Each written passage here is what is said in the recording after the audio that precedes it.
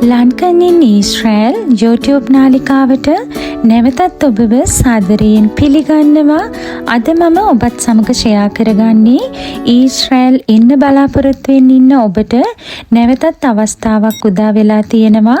ඒ තමයි විදේශ සේවා නියුක්ති කාර්යාංශය හරහා ඊශ්‍රායලයේ හොටෙල් ගෘහපාලන පවිත්‍රතා ක්‍රේස්ත්‍රයේ රැකියා සඳහා අයදුම් කරන්න. ඉතින් මේ ලැබෙන අවස්ථාව මිස් කරගන්නේ නැතිව මේ සඳහා අයදුම් කරන්න විදේශ සේවා නියුක්ති කාර්යාංශයේ ඔෆිෂියල් වෙබ්සයිට් එක ඕපන් වෙනවා 2026 දෙවැනි මාසේ 6 වෙනි දින. ඉතින් අවධානයෙන් ඉඳලා මේට අයදුම් කරන්න. ඒ වගේම මම පහළ ඩිස්ක්‍රිප්ෂන් එකේ ලින්ක් එකත් සඳහන් කරන්නම්. අපි දැන් බලමු මේ ක්‍රේස්ත්‍ර දෙකට බලන සුදුසුකම් මොනවද සහ අයදුම් කරන්නේ කොහොමද කියලා. ඊශ්‍රායලයේ හොටෙල් ක්‍රේස්ත්‍රයේ රැකියා සඳහා අවශ්‍ය කරන මූලික සුදුසුකම් වන්නේ අංක 1 වයස අවුරුදු 25ත් 45ත් අතර විය යුතුය. අංක 2 අයදුම්කරු ශ්‍රී ලාංකිකයෙකු විය යුතුය. අංක 3 ශ්‍රී ලංකාවේ පිළිගත් ආයතනයක හොටෙල් ගෘහපාලන සම්බන්ධයෙන් අවම වශයෙන් මාස 3ක පාඨමාලාවක් සම්පූර්ණ කර NVQ 3 වන මට්ටමේ සහතිකය ලබා තිබීම හෝ තාවකාලික පදනම මත එම ක්‍රේස්ත්‍රය සඳහා ශ්‍රී ලංකාවෙන් හෝ විදේශ රටක වසරක් හෝ ඊට වැඩි කාල සීමාවක සේවා පළපුරුද්දක් ලබා තිබීම. අංක 4 අයදුම්කරු හොටෙල් කළමනාකාරීත්වය හා අමුත්තන් සමග ඉංග්‍රීසි භාෂාවෙන් මනාව සංනිවේදනය කිරීමට ඇති හැකියාව පරීක්ෂා කරනු ලැබේ. ඒ වගේම අංක 5 අවම වශයෙන් වසර 10ක කාල සීමාවක් පාසල් අධ්‍යාපනය ලබා තිබිය යුතුය. ඒ වගේම අංක 6 අයදුම්කරු මින් පෙර ඊශ්‍රායලයේ සේවය කර නොමැති අයෙකු විය යුතුය. ඒ වගේම අංක 7 අයදුම්කරු හෝ අයදුම්කරුගේ බිරිඳ, දෙමව්පියන්, දරුවන් හා සහෝදර සහෝදරියන් ඊශ්‍රායලයේ සේවය කරමින් හෝ පදිංචිව නොසිටිය යුතුය. අංක 8 මනා මානසික සහ ශාරීරික නිරෝගීතාවයෙන් යුක්ත විය යුතු අතර ක්ෂය රෝගය, හෙපටයිටිස් B සහ C, HIV ඒඩ්ස් හෝත් වෙනත් ලිංගික සම්ප්‍රේෂණය වන රෝග වැනි බෝවෙන රෝග නොමැති අයෙකු විය යුතු අතර නිදන්ගත රෝග පිළිබඳ ඉතිහාසයක් හෝ රෝග ලක්ෂණ නොමැති අයෙකු විය යුතුය. තවද මත්ද්‍රව්‍ය හෝ මත්පැන් අනිසි භාවිතය පිළිබඳ ඉතිහාසයක් නොමැති අයෙකු විය යුතුය. ඒ වගේම අංක 9 ශ්‍රී ලංකාව තුළ චෝදනාවලින් තොර පිරිසුදු පොලිස් වාර්තාවක් තිබිය යුතුය. අයදුම්කරු මාස 6කට වැඩි කාලයක් විදේශගතව සේවය කර ඇතනම් එම සේවය කළ රටින් චෝදනාවලින් තොර සේවය කළ බවට සඳහන් පොලිස් වාර්තාවක් සාක්ෂියක් ලෙස ඊශ්‍රායල් පාර්ශවයේ ඉල්ලීම් කළහොත් එය ලබා දීමට සූදානම් විය යුතුය.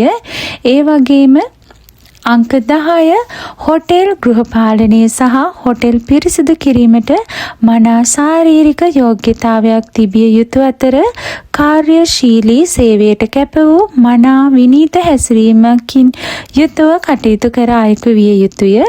ඒ වගේම අංක 11 බඳවා ගැනීමේදී ඊශ්‍රායලයේ ජනගහන සංක්‍රමණික හා දේශසීමා ආයතනය පීබා විසින් ඉල්ලුම් කරනු ලබන නිර්ණායක සම්පූර්ණ කළ යුතුය. අපි දැන් බලමු ඊශ්‍රායලයේ අවන්හල් ක්‍රේස්ත්‍රයේ රැකියා සඳහා අවශ්‍ය කරන මූලික සුදුසුකම්. අංක 1 වයස අවුරුදු 25ත් 40ත් පිරිමි අයදුම්කරුවන් වීම. අංක 2 වළංගු විදේශ ගමන් බලපත්‍රයක් හිමි ශ්‍රී ලාංකික පුරවැසියෙකු වීම. අංක 3 ආපනශාලා ක්‍රේස්ත්‍රයට අදාළව අවම වශයෙන් ආපනශාලා මුළුතැන්ගෙහි වසරක පමණ සේවා පළපුරුද්දක් තිබීම. අංක 4 අයදුම්කරුවන්ට ඉංග්‍රීසි භාෂාව පිළිබඳව ද්විත්වික මට්ටමේ දැනුමක් තිබීම මෙන්ම ඉංග්‍රීසි ඉංග්‍රීසි භාෂාවෙන් අදහස් හුවමාරු කර ගැනීමේ හැකියාව තිබීම. අංක 5 8 වන ශ්‍රේණිය දක්වා පාසල් අධ්‍යාපනය ලබා තිබීම. අංක 6 අයදුම්කරුවන් මීට පෙර ඊශ්‍රායලයේ රැකියාවක නිරත වී නොතිබිය යුතුය. ඒ වගේම අංක 7 අයදුම්කරුවන්ගේ බිරිඳ, දරුවන් හෝ සහෝදර සහෝදරියන් මේ වන විට ඊශ්‍රායලයේ සේවය කරමින් හෝ පදිංචිව නොසිටිය යුතුය. අංක 8 මනා මානසික සහ ශාරීරික නිරෝගීතාවයෙන් යුක්ත විය යුතු අතර බර ඉසිලීම, දිගු වේලාවක් සිටගෙන වැඩ කිරීම, මුළුතැන්ගෙහි උපකරණ අතින් සේදීම වැනි කාර්ය සඳහා හැකියාව තිබිය යුතුය. ඒ වගේම අංක 9 මනා සෞඛ්‍ය තත්වයකින් පසුවිය යුතු වන අතර ආහාර හා පිරිසිදු කිරීමේ ද්‍රාවණ වලින් ඇතිවන අසාත්මිකතා වලින් තොරවීම, එසේම නිදන්ගත රෝග, වෙනත් රෝග, ක්ෂය රෝග, සිංගමාලය, සිපිලික්ස්, ගොනෝරියා හා ඒඩ්ස් වැනි රෝගවලින් පෙළෙන්නෙකු නොවීම. අංක 10 ශ්‍රී ලංකාව තුළදී පිරිසිදු පොලිස් වාර්තාවක් ලබා ගැනීමේ හැකියාව හා අයදුම්කරු වෙනත් රටක මාස 6කට වැඩි කාලයක් සේවය කර ඇතනම් ඊශ්‍රායලයේ රජයේ අවශ්‍යතාවය දැනුම් දුන්නහොත් පමණක් එම රටෙන්ද පොලිස් වාර්තාවක් ලබා ගැනීමේ හැකියාව තිබිය යුතුය. එමෙන්ම අයදුම්කරුවන්ට මත්ද්‍රව්‍ය භාවිතය පිළිබඳව ඉතිහාසයක් නොතිබිය යුතුය. අංක 11 ඊශ්‍රායලයේ පීබා ආයතනය විසින් නියම කරනු ලබන අනිකුත් සියලුම අවශ්‍යතා සපුරාලීමට කටයුතු කළ යුතුය.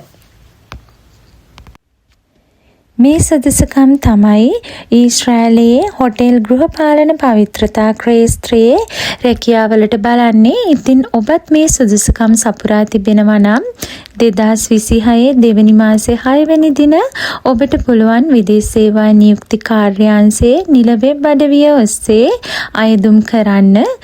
ඉතින් අපි දැන් බලමු කොහොමද අයදුම් කරන්න කියලා. ඔබගේ අයදුම්පත මේ තිරයේ දිස්සන ආකාරයට පුරව ගන්න. මෙහිදී මේ create web application කියන තැනට පහළින් තියෙන click here කියන තැන click කරගන්න.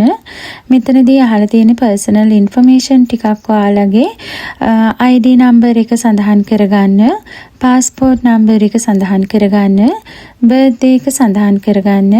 ඊට පස්සේ අහලා තියෙනවා gender එක, ස්ත්‍රී පුරුෂ භාවය සඳහන් කරගන්න, සම්පූර්ණ නම වෙනත් නම් තියෙනවා නම් සඳහන් කරන්න.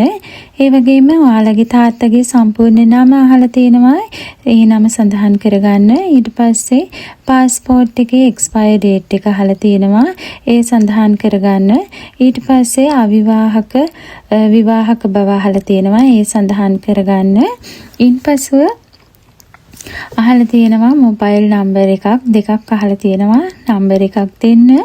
ඊට පස්සේ ඔයාලගේ ෆෝන් එකට ඒ වෙරිෆිකේෂන් කෝඩ් එකක්, ඒ කෝඩ් එක මෙතන මේ get verification code කියන තැන සඳහන් කරගන්න.